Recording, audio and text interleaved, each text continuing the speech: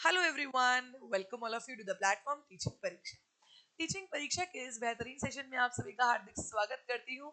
मैं आपकी CDP educator Deepali Jain Kukreja और ये सीरीज चल रही है आपकी स्पीडी सीरीज और स्पीडी सीरीज में मैं आपको रेगुलर करा रही हूँ, वो भी इस क्वेश्चन जो आप सभी के लिए बहुत इंपॉर्टेंट है। और आज इस सीरीज का डे 2 है, तो आई होप आप सभी को डे 1 पसंद आया होगा और आप सभी डे 1 में बहुत मस्त तरीके से पढ़े होंगे और आपको क्वेश्चन भी बहुत बढ़िया लगे होंगे।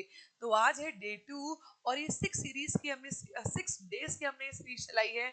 और इस सीरीज में हम लोग बात कर रहे हैं अपने वही क्वेश्चंस जो आपके बार बार एग्जाम में पूछे जा रहे हैं और बार बार आप लोग बहुत प्यारे तरीके से इसमें बढ़िया बढ़िया नंबर भी ला रहे होंगे।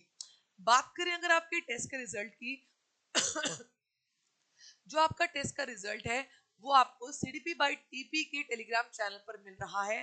तो आप सभी बच्चे सीडीपी बाई टीपी पे जुड़िए, वहीं पर ही आपको टेस्ट का लिंक भी मिल जाता है और वहीं पर ही आपको टेस्ट का रिजल्ट भी मिल जाता है। बस आपने जुड़ना है, सीखना है और अपने आप को इवेल्युएट भी करना है। ओके, फटाफट से आ जाओ लाइव, क्योंकि बढ़िया तरीके से हम लोग पढ़ने वाले हैं और बढ़िया तरीके से हम सेशन की शुरुआत करेंगे। शाबाश भाई, बहुत ही जबरदस्त क्लास है, बहुत ही मस्त क्लास है और बढ़िया तरीके से हम इस हम इस क्लास की शुरुआत कर लेते हैं। आ जाइए भाई, लाइव आ जाइए, फटाफट से आ जाइए यार, 11:30 बज गए हैं तो किस बात की है देरी। जल्दी से आ जाओ ना, क्योंकि ना खाओ बेरी बेरी, तो भाई हम भी राइम्स बना लेते हैं और देरी नहीं है तो बेरी क्यों खानी है। जल्दी से आ जाओ क्योंकि आपने नहीं करनी है, देरी है, ठीक है। तो फटाफट से आ जाओ, चलो तो शुरू करते हैं सेशन। फर्स्ट क्वेश्चन आपकी स्क्रीन पर आ चुका है, जबरदस्त तरीके से आ चुका है और बढ़िया तरीके से पढ़िए और अपने आप को इवेल्युएट करना बिल्कुल भी नहीं भूलना है। बढ़िया तरीके से आपने अपने आप को इवेल्युएट करना है। वेरी गुड यार, बहुत ही बढ़िया, बढ़िया तरीके से अपने आप को इवेल्युएट कीजिए।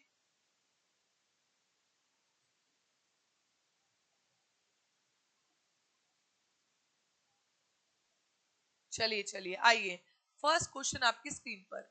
विद्यार्थियों की सामाजिक सांस्कृतिक संदर्भ, जो बच्चों का, जो विद्यार्थी का सोशल कल्चरल कॉन्टेक्स्ट होता है, जो जिस सोसाइटी से बच्चा आता है, जिस कल्चर से बच्चा आता है, जो उसका सोशल कल्चरल कॉन्टेक्स्ट होता है स्टूडेंट्स का, वो क्या दिखाता है, उनकी सीखने की प्रक्रियाओं को प्रभावित नहीं करता, को प्रभावी अधिगम के लिए अनदेखा किया जाना चाहिए, एक महत्वपूर्ण कारक है जो सीखने को प्रभावित करता है, या एक ही जाति के बच्चों को एक समूह में वर्गीकृत करने के उत्कृष्ट अवसर प्रदान करता है।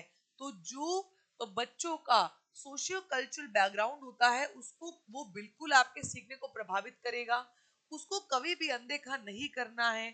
को महत्वपूर्ण कारक है, सीखने को प्रभावित करता है, या सिर्फ एक ही जाति के बच्चे। तो देखो, जाति भेद ये सब मत मत देखो, सभी बच्चे आपके लिए समान है, सभी सभी बच्चे भारतीय हैं, आप लोग भी भारतीय हो, हम लोग भी भारतीय हैं।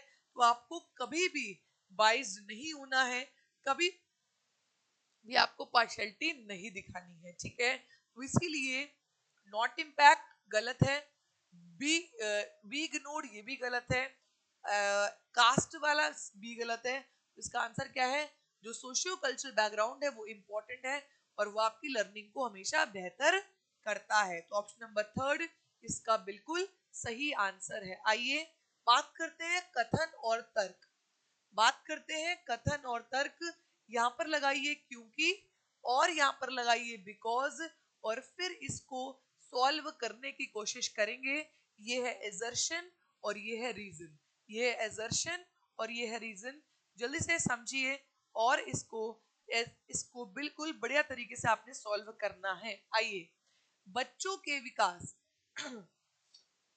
बच्चों के विकास की प्रगति को दूसरे तुलना करके सही ढंग से शुद्धता से मापा। तो क्या तुलना करके मापना सही है?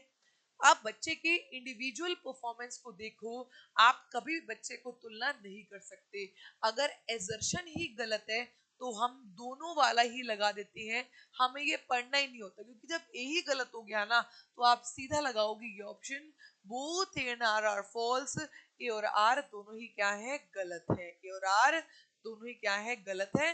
आप इसको ही सही मान के इसको लगा दोगे। तो आई होप आप सभी को ये समझ आ रहा है जो मैं आपको आंसर दे रही हूं। आइए बात करते हैं थर्ड ऑप्शन, बात करते हैं थर्ड क्वेश्चन आपकी स्क्रीन पर।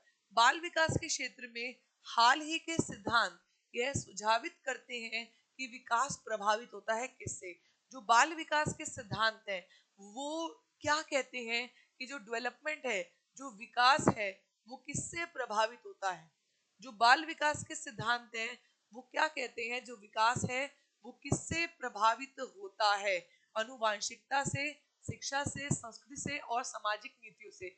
जो विकास होता है वो आपके आसपास आपका वातावरण हो, चाहे आपकी हेरिडिटी हो, हर जगह से ये प्रभावित होता है। मैंने आपको क्या कहा, जो आपको आपकी हेरिडिटी से मिलता है, यानी कि जो आपको आपके आनुवांशिकता से मिलता है और जो आपको आपके एनवायरनमेंट से मिलता है, जो आपको आपके वातावरण से मिलता है, विकास इन दोनों से ही प्रभावित होता है। तो ये मिला आपको हेरिडिटी से, बाकी तीनों मिले आपको वातावरण से।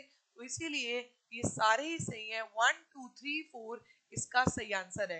1 2 3 4 इसका सही आंसर है। आगे बढ़िए, प्रश्न नंबर 4। ये क्वेश्चन है विकास से। बच्चों का विकास किस प्रकार से होता है। जो बच्चों का विकास होता है वो किस प्रकार से होता है, जल्दी से फटाफट से रिप्लाई कीजिए।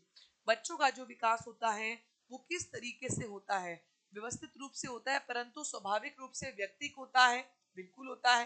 अव्यवस्थित तो ये सिस्टमैटिक होता है, कभी भी डिसऑर्डरली नहीं होता।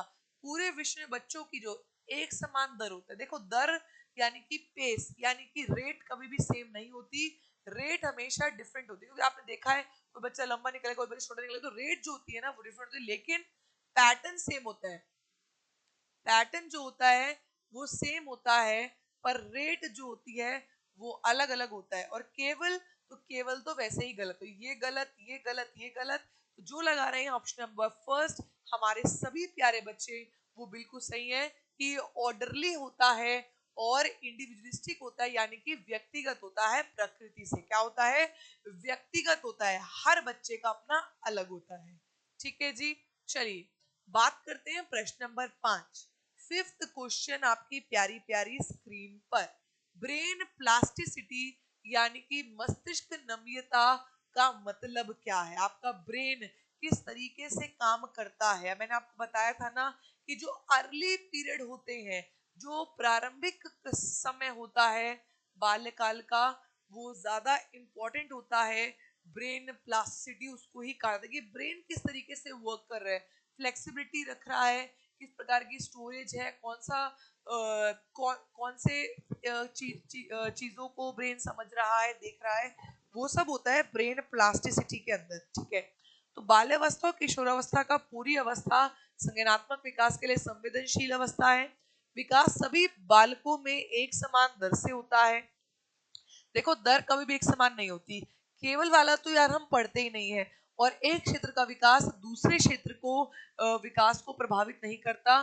तो एक क्षेत्र का विकास दूसरे क्षेत्र के विकास को हमेशा हरदम प्रभावित करता है। तो इसीलिए ऑप्शन नंबर 1, जितने भी हमारे प्यारे बच्चे दे रहे हैं, ऑप्शन नंबर 1 वो बिल्कुल सही है।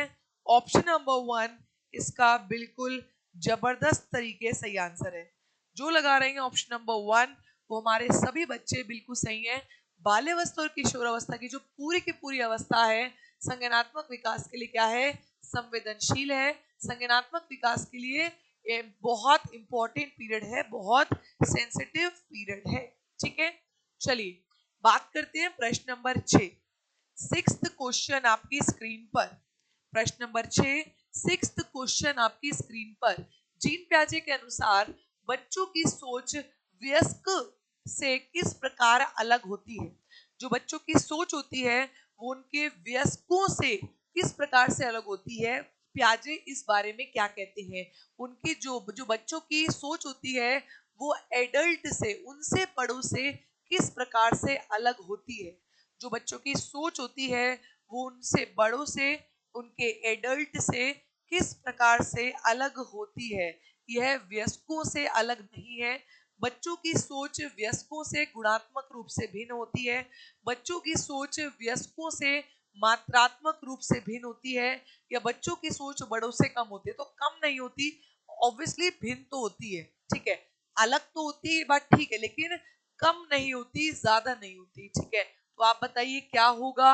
अब यहाँ पर आपको दो मिल रहे हैं, एक तो मिल रहा है क्वालिटेटिवली और एक मिल रहा है क्वांटिटी। तो जो प्याजे है ना, वो ये कहते हैं कि जो बच्चों की सोच होती है ना, वो उनके वयस्कों से क्या होती है, गुणात्मक रूप से भिन्न होती है, क्वालिटेटिव डिफरेंट होती है, ठीक है। क्या कहते हैं, उनके वयस्कों से, उनके एडल्ट से क्वालिटेटिवली यानी कि गुणात्मक रूप से भिन्न होती है, ना कि मात्रात्मक। तो ये गलत, ये गलत, ये गलत।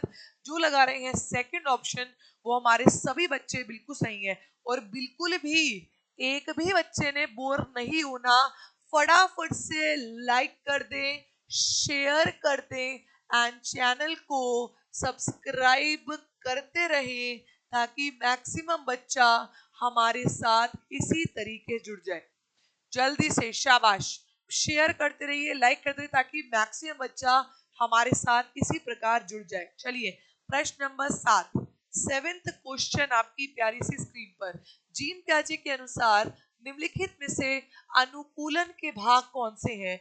एडेप्टेशन, एडेप्टेशन के भाग कौन से हैं? देखिए, अगर आप प्याजे की प्रक्रियाओं की बात करेंगे तो दो प्रक्रियाएं होती हैं, एक होती है एडेप्टेशन और एक होती है ऑर्गेनाइजेशन। क्या होती है?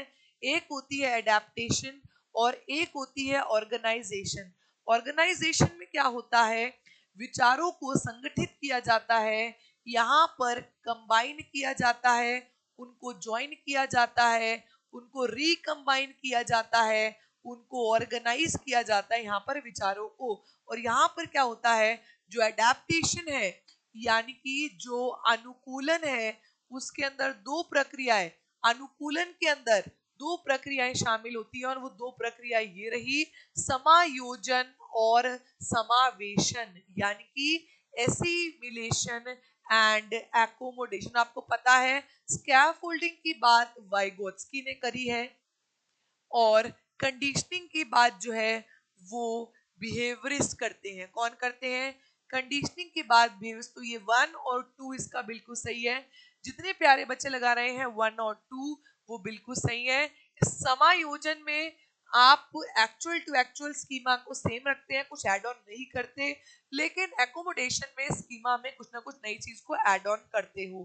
तो इसीलिए ऑप्शन 1 एंड 2 इसका बिल्कुल सही है।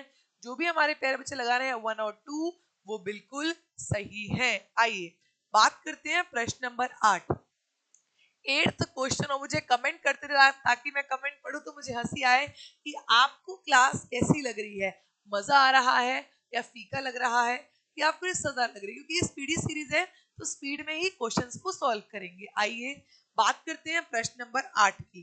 प्रश्न नंबर 8 आपकी स्क्रीन पर। जीन प्याजे के अनुसार व्यक्ति किस अवस्था को प्राप्त करने के लिए समाधान की निरंतर खोज करने में लगा होता है? बताइए, बच्चा जो व्यक्ति होता है वो किस अवस्था को पाने के लिए लगातार समाधान की खोज करता है? क्या जो व्यक्ति होता है वो किस अवस्था को, मैं देख पा रही हूं अभी भी बहुत कम बच्चों का लाइक है, फटाफट से सेशन को लाइक कर दें, शेयर कर दें, ताकि मैक्सिमम बच्चा हमारे साथ इसी प्यारी तरीके जुड़ जाए, ताकि मैक्सिमम बच्चा हमारे साथ इसी प्यारे प्यारे तरीके जुड़े, सीखे, समझे और अपने आप को इवेल्युएट करे। बताइए वो कौन सी प्रोसेस होती है जब हम कॉन्टिन्यूसली एक सर्च स्टेट पे, मतलब आप जब बैलेंस कर लेते हो, तो इसको आप कहते हैं संतुलन, यानी कि इक्विलिब्रेशन। मतलब achieve the state of what, जो आप एक सर्च करते हो एक सॉल्यूशन की और आप बैलेंस करने की स्थिति पर पहुंचते हो, उसको क्या कहते हैं? तो उसको हम कहते हैं इक्विलिब्रेशन, यानी कि संतुलन। तो जो बच्चे दे रहे हैं इक्विलिब्रेशन यानी कि संतुलन, वो हमारे सभी बच्चे बिल्कुल जबरदस्त तरीके से आंसर दे रहे हैं। बिल्कुल सही, बिल्कुल करेक्ट आंसर, कोई दिक्कत नहीं है, आप बिल्कुल सही दे रहे हो, बिल्कुल जबरदस्त, बिल्कुल सही दे रहे हो, कोई दिक्कत नहीं है। तो ऑप्शन नंबर 1 इक्विलिब्रेशन इसका बिल्कुल सही है, बाकी सब गलत है। आइए बात करते हैं प्रश्न नंबर 9। नाइन्थ क्वेश्चन आपकी प्यारी प्यारी क्यूट क्यूट सी स्क्रीन पर आ चुका है। किस प्रकार की अभिप्रेरणा रुचि आनंद से प्रेषित है? बताइए किस कौन सी अभिप्रेरणा यहाँ पर है जिसमें बच्चा अपने इंटरेस्ट से, अपनी रुचि से, अपनी इंजॉयमेंट, अपने अपने काम को इंजॉय करके करते हैं, किसी बाहरी को उनको धक्का नहीं देना पड़ता। बताइए, वेरी गुड, मैक्सिमम बच्चे सही दे रहे हैं। मैं ऑप्शन नंबर 1 इसका बिल्कुल सही है। इंट्रिंसिक में खुद करते हैं, एक्सट्रिंसिक में धक्का देना पड़ता है।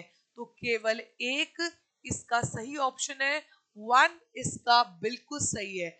जितने भी हमारे प्यारे बच्चे दे रहे हैं 1, वो बिल्कुल सरासर सही है। आगे बढ़िए, प्रश्न नंबर 10। प्रश्न नंबर 10, निम्नलिखित में से कौन सा कथन सही है? यहाँ पर आपको 2 कथन दिए हुए हैं, आपको बताना है मोटिवेशन के लिए यहाँ पर कौन सा कथन सही है। मोटिवेशन के लिए यहाँ पर कौन सा कथन सही है? आप देखिए, praising children for ability and hard work comes under intrinsic motivation. जब हम बच्चे को प्रेस करते हैं उसके हार्ड वर्क के लिए, उसकी एबिलिटी के लिए, तो वो इंट्रिंसिक में आता है। और गिवन चिल्ड्रन मनी और ट्रीट्स फॉर गुड ग्रेड, जब हम पैसा देते हैं बच्चे को और ट्रीट देते हैं अच्छे नंबर लाने के लिए, तो वो एक्सटेंसिव। तो ये दोनों ही सही है, बोथ 1 और 2। आप यहाँ पर बच्चे को कड़ी मेहनत करने के लिए, क्षमता करने के लिए प्रशंसा कर रहे हैं उसकी, आप उसको चढ़ा नहीं रहे हैं। यहाँ पर आप अगर वो कड़ी मेहनत कर रहा है तो उसको प्रशंसा कर रहे हैं, तो ये इंट्रिंसिक है और ये एक्सट्रिंसिक है। तो यहाँ पे दोनों ही सही है, बोथ 1 और 2 इसका बिल्कुल सही है। जितने भी हमारे प्यारे बच्चे दे रहे हैं बोथ 1 और 2, वो बिल्कुल सही है, सरासर सही है। चलिए बेटा, 10 क्वेश्चन हो चुके हैं और 10 क्वेश्चन इसके रह गए हैं। फटाफट से पढ़ेंगे और अपने आप को इवेल्युएट करेंगे। शाबाश, फटाफट से पढ़ेंगे और इसको इवेल्युएट करेंगे। बच्चों का द्वितीयक समाजीकरण की डैश अवस्था में प्रारंभ हो जाता है, जैसे औपचारिक संस्थानों में जाना शुरू कर देते हैं। तो जो द्वितीयक समाजीकरण है वो किस अवस्था से शुरू हो जाता है? बच्चे किस अवस्था में बाहर जाने लगते हैं, मतलब उनका जो है वो घर के बाहर निकलना शुरू। तो आपने देखा होगा जब बच्चा 2 साल का हो जाता है तो वो घर से बाहर निकलना शुरू कर देता है। तो द्वितीयक समाजीकरण यानी कि सेकेंडरी सोशलाइजेशन, जब बच्चा घर के बाहर निकलता है, यानी कि प्रारंभिक बाल्यावस्था, पूर्व बाल्यावस्था 2 से 6 साल के बीच में ही बच्चे की सेकेंडरी सोशलाइजेशन होनी शुरू हो जाती है। तो ये सेकंड ऑप्शन जो भी हमारे प्यारे बच्चे लगा रहे हैं वो सभी प्यारे बच्चे बिल्कुल सही हैं। आइए बात करते हैं प्रश्न नंबर 12। 12th क्वेश्चन, 12वां प्रश्न आपकी प्यारी प्यारी स्क्रीन पर आ चुका है। 12th क्वेश्चन, आइए 12th क्वेश्चन 12वां प्रश्न आपकी प्यारी प्यारी स्क्रीन पर आ चुका है। पढ़ लीजिए एक बार। निम्नलिखित कथनों में से कौन सा कथन समाजीकरण के संदर्भ में सही है? समाजीकरण यानी कि जब आप किसी भी समाज में होते हैं तो आप उस समाज के अनुसार एडजस्ट करते हैं और उसमें एडॉप्ट करते हैं, वहां के रूल्स को अपनाते हैं, नॉर्म्स को अपनाते हैं, नियमों को अपनाते हैं, उद्देश्य को अपनाते हैं उस समाज में, क्योंकि आपको समाज में रहना होता है। ठीक है, तो आप बताइए समाजीकरण के लिए यहाँ पर कौन सा ऑप्शन सही है? परिवार और स्कूल समाजीकरण में प्रमुख योगदान देते हैं, लेकिन मीडिया और सहपाठी भी अन्य योगदान महत्वपूर्ण भूमिका है। स्कूल बच्चों का प्राथमिक है? नहीं, प्राथमिक सिर्फ परिवार होता है, फैमिली होता है। मीडिया बच्चों के समाजीकरण का महत्वपूर्ण संस्थान नहीं है। तो आजकल मीडिया पे ही सब होता है, मीडिया बहुत इंपॉर्टेंट है। बच्चों के समाजीकरण में धार्मिक संस्थाएं कोई भूमिका नहीं निभाती, तो धार्मिक संस्थाएं बहुत ज्यादा भूमिका निभाती हैं। तो ये गलत, ये गलत, ये गलत। पहला ऑप्शन इसका बिल्कुल सही है कि फैमिली और स्कूल तो है इंपॉर्टेंट, लेकिन मीडिया और पीयर्स, बच्चे के फ्रेंड्स भी इंपॉर्टेंट है। तो इसीलिए पहला ऑप्शन इसका बिल्कुल सही है। जितने बच्चे दे रहे हैं फर्स्ट वो बिल्कुल सही है। आइए बात करते हैं प्रश्न नंबर 13। 13th क्वेश्चन आपकी प्यारी प्यारी स्क्रीन पर आ चुका है। अधिगम के लिए आकलन का मुख्य लक्ष्य क्या है? अधिगम के लिए आकलन यानी कि assessment for learning. Assessment for learning यानी कि यहाँ पर फॉर्मेटिव असेसमेंट की बात होगी, यानी कि यहाँ पर डायग्नोस करने की बात होगी, रेमेडी देने की बात होगी, हाँ या ना? तो असेसमेंट फॉर लर्निंग का यहाँ पर कौन सा ऑप्शन सही है? असेसमेंट फॉर लर्निंग का यहाँ पर कौन सा ऑप्शन सही है? उन विद्यार्थियों की पहचान करना, तो पहचान करना समेटिव में आता है, ऑफ में आता है। विद्यार्थी के प्रदर्शन का मूल्यांकन करना, ग्रेड देना, तो ग्रेड देना भी ऑफ में आता है। विद्यार्थियों को प्रतिपुष्टि देना और उनका सुधार करना और तुलना करना भी गलत है। तो इसीलिए आप बच्चे को फीडबैक देते हो और जहां पर इंप्रूवमेंट लगती है आप बच्चे को इंप्रूवमेंट भी करने को कहते हो। तो इसीलिए फॉर का ऑप्शन नंबर थर्ड इसका बिल्कुल सही है। एक तो फीडबैक देना कहां पर गलती हो रही है, और जहां गलती हो रही है उसको इंप्रूव करना है, उसको सही करना आपकी ड्यूटी है।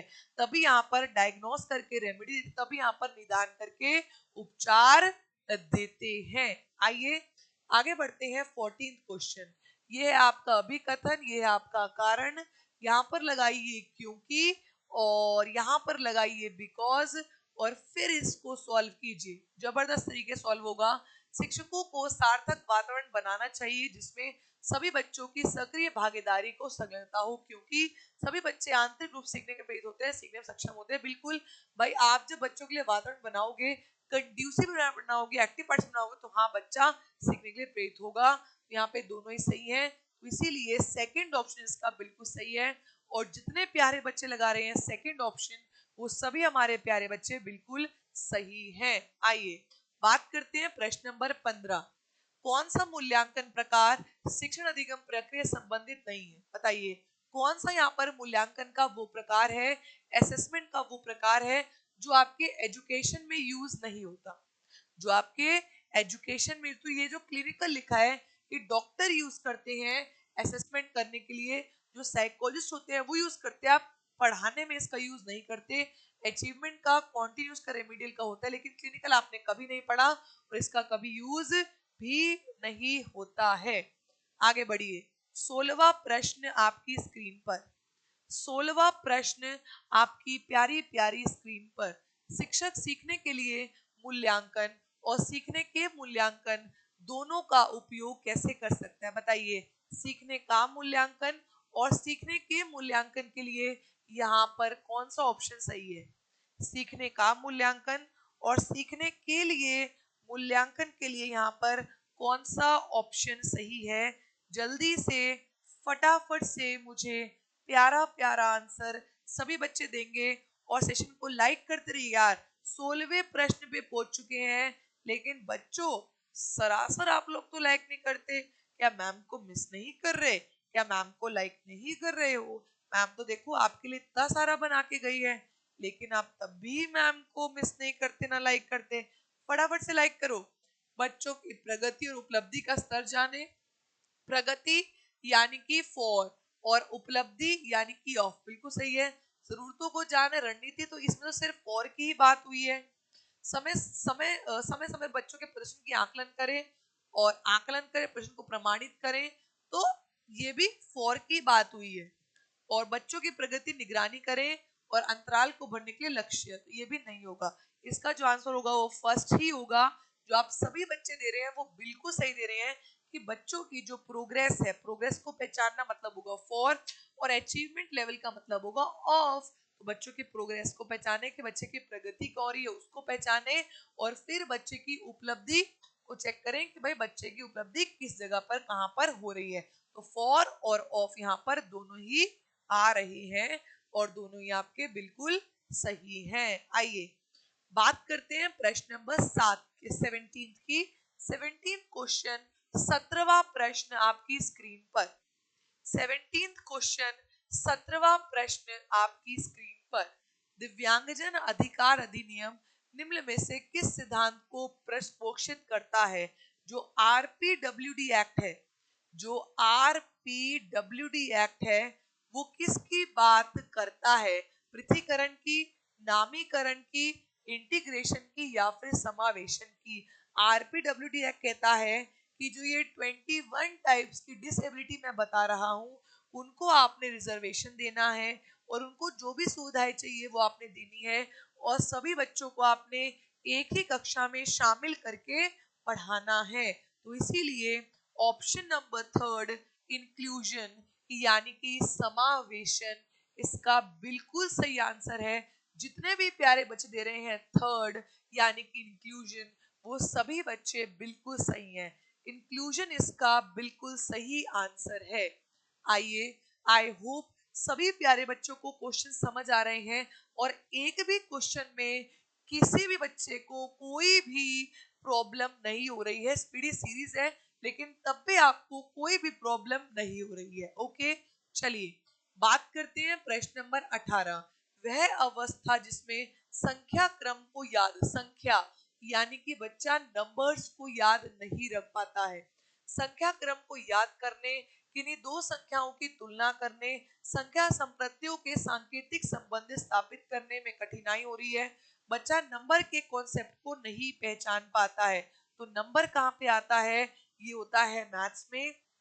1 सेकेंड, तो इसका जो आंसर होगा वो होगा second, that is dyscalculia. Dysphoria का मतलब होता है उत्साह में कमी है, बच्चा बहुत डिप्रेस रहता है। डिसलेक्सिया का मतलब होता है रीडिंग डिसऑर्डर, मतलब पढ़ने में प्रॉब्लम है।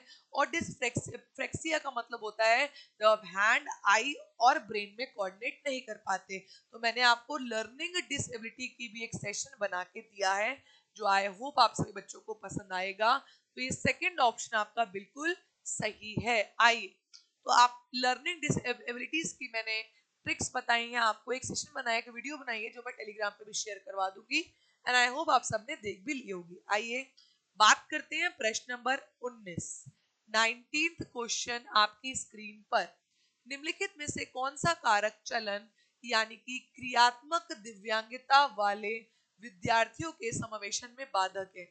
क्रियात्मक क्रियात्मक यानी कि दिव्यांग मतलब जो हाथ पैर से काम नहीं कर पाते, जो लोकोमोटर डिसेबल्ड हैं, जो हाथ पैर से काम नहीं कर पाते, उनके लिए आपने क्या नहीं करना? बाधक यानी कि उनके लिए आपने क्या नहीं करना? फ्लेक्सिबल बिल्कुल सही है, एम्पैथी बिल्कुल सही, देखो समानुभूति बिल्कुल सही है, कॉम्प्रिहेंसिव बिल्कुल, लेकिन ऐसी बिल्डिंग बनाइए जो वो एक्सेस ही ना कर सके, ये गलत है। जो ये इन लगाया है ना, जो ये अ लगा दिया है, इसने इस ऑप्शन को गलत कर दिया है।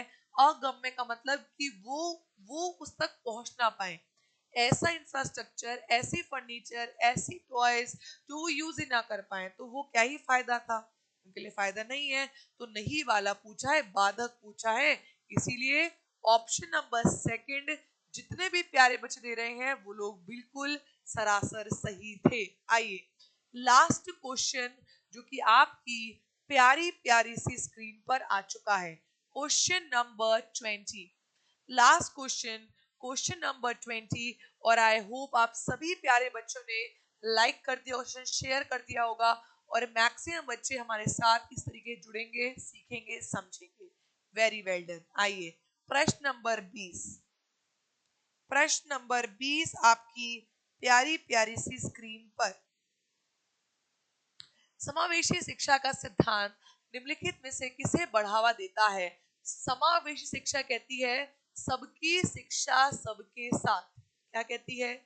सबकी शिक्षा सबके साथ। जो समावेशी शिक्षा का सिद्धांत है वो किसकी ओर बढ़ावा देता है? विद्यार्थियों में अभाव देखने का दृष्टिकोण, दिव्यांगता का चिकित्सा मॉडल, व्यक्तिगत विभिन्नताओं का सम्मान और पृथ्वीकरण। तो आप सभी ने सीख लिया है कि बच्चों के अंदर जो भी इंडिविजुअल डिफरेंसेस हैं, कि हर एक बच्चा अलग है। अब मेरी क्लास में सारे बच्चे बैठे हैं, सब लोग क्या है आपस में दूसरे अलग है ना, तो हर एक बच्चे एक दूसरे से अलग है। तो आपको बच्चों के अंदर जो इंडिविजुअल डिफरेंसेस हैं उसको आप रेस्पेक्ट करना है। डिसेबिलिटी का मॉडल ये सब बकवास, और सेग्रीगेट करना, अलग थलग करना तो बिल्कुल ही गलत है। तो इसीलिए ऑप्शन नंबर 3 व्यक्तिगत विभिन्नताओं का सम्मान करना ये बिल्कुल सही है। और जो बच्चे दे रहे हैं थर्ड ऑप्शन, वो हमारे सभी बच्चे बिल्कुल सही हैं, जबरदस्त तरीके से सही हैं। Very well done. तो इसलिए थर्ड ऑप्शन इसका बिल्कुल सही होगा। इसी के साथ आज की अपनी क्लास को हम लोग फिनिश कर रहे हैं। अब आपको मिल जाएगा टेस्ट का लिंक, और टेस्ट का लिंक आपको CDP by TP, ये जो हमारा टेलीग्राम चैनल है CDP by TP, इस पर भी आपको टेस्ट का लिंक मिल रहा है। तो आप जुड़ सकते हैं, यहाँ पे टेस्ट का लिंक आपको दिया जाएगा और आप इस टेस्ट के लिंक पे क्लिक करेंगे और आप डायरेक्ट टेस्ट पे पहुंच जाएंगे। ठीक है जी, चलिए फटाफट से इनको लाइक कर दीजिए, शेयर कर दीजिए, ताकि मैक्सिमम बच्चे लोग हमारे साथ जुड़ जाए और सीखे हमारे सेशन को। ठीक है, चलिए बाय बाय एंड